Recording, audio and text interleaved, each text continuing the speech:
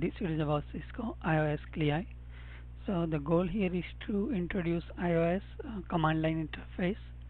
iOS command line interface it is used to configure and manage an iOS router, Cisco router. You can access the Cisco router by using these three methods: console connection, modem connection, or telnet session. Okay, so this one you can physically you can be close at the router, and this one you can do remotely. Okay, so let's say you're in the lab, you can just connect to the console from the PC or your laptop, and let's say you are in another building and you are trying to manage the Cisco router from different building. You can use the modem connection or the telnet session. Okay, but regardless of connection method you use, whenever you use the iOS command line interface, it is referred as a execution session. And again, iOS stands for Internet Working Operating System. Okay, so this is something connection I have, and so the top here is the switch, and this one, the second one here, it is the access server. So I am this cable, this gray cable, it is connected to the PC, and then from that PC I can come to this access server, and from this 1 2 3 4 and 5 cable I can connect to different terminal servers and 7200 router. So the top this one here, the third one, that's the router R1, and then this one is the router R2, router R3, router R4, and switch. Okay, and there is a configuration example for how to configure this access server that is coming. Okay, but that's for the later phase. So let's continue the presentation here. Okay, so command option and application, they vary depending on the position within hierarchy. So there is a this one is to give the security. So some person operator level, they have the some set of command, then the engineer, they have different set of command, then if admin, he has a different set of command. So that's how it is hierarchically commands are set in the Cisco router. Okay, this is to assist the user in navigation through iOS CLI.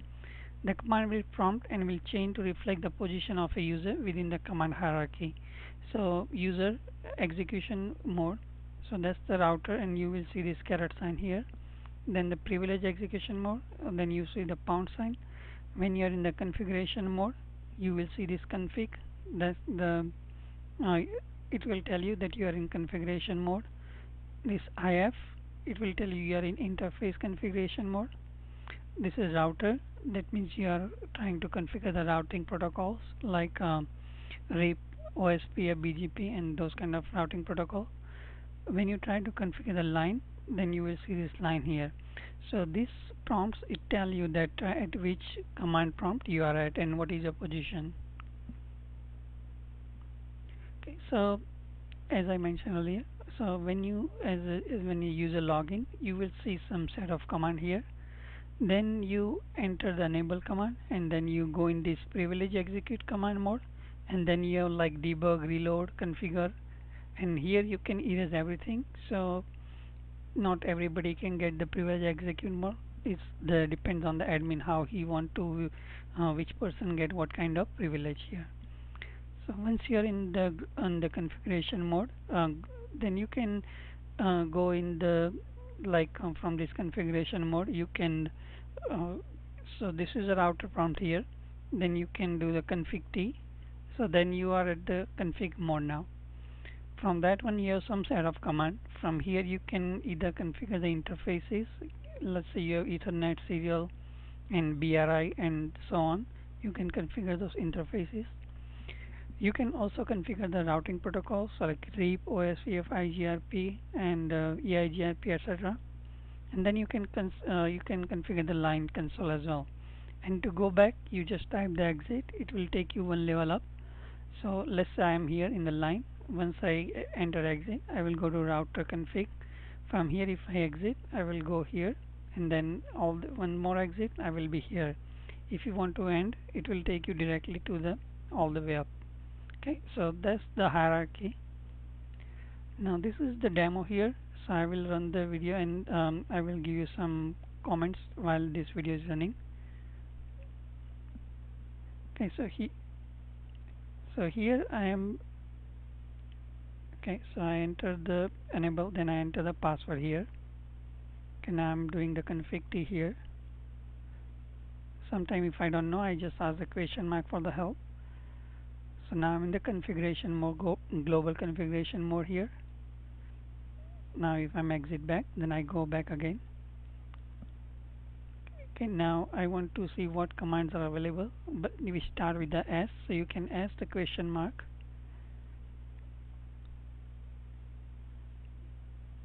Now let's say I want to show, and what are the command after show, so I can do the show IP or show interfaces. Okay, and then show IP, and then question mark has this many command available, so I can do the show IP traffic or show IP packet and those kind of thing. Now I'm trying to show IP interface, and then it is showing me the interface available, which interface are what protocol they are running, and so on.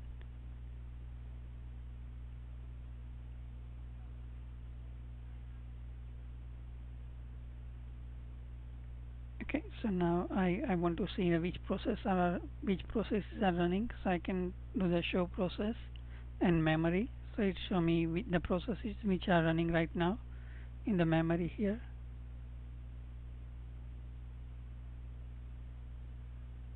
Okay, and then if you want to set the clock, you can enter the clock and set. So I'm in the global configuration mode right now because I don't see the config next to this term server. Term server is the host name here. Okay, and then I can see the show history, and it will tell me which command that I used recently. And these are the command available in the privilege executive mode. And now once I hit the question mark, this give me as the user level command set available. Okay, I think that's pretty much end of the video here. Okay, so now let's move on. So this is the terminal server configuration that I am using earlier. So this is like a configuration that's sitting on the terminal server. This is a host name that you were seeing earlier, term server. To go to enable, once I enter enable, it will ask me the password. I was entering the password as a C. Now from this, once I enter the R1, R2, R3 and R4, I can connect to different routers here. Then this is the loopback interface IP address. This is the IP address of the Ethernet port. So this just to give you the how the configuration look like inside the terminal server or the router. Okay, so that's pretty much, and thanks for watching. Subscribe to my channel if you like this video. This is the introduction to CLI, and then in the next part 2 I'm going to create the command output like show process, show memory, and show version, and all kind of different useful command that I use for the Cisco router. Okay, thanks for watching, and take care. Bye.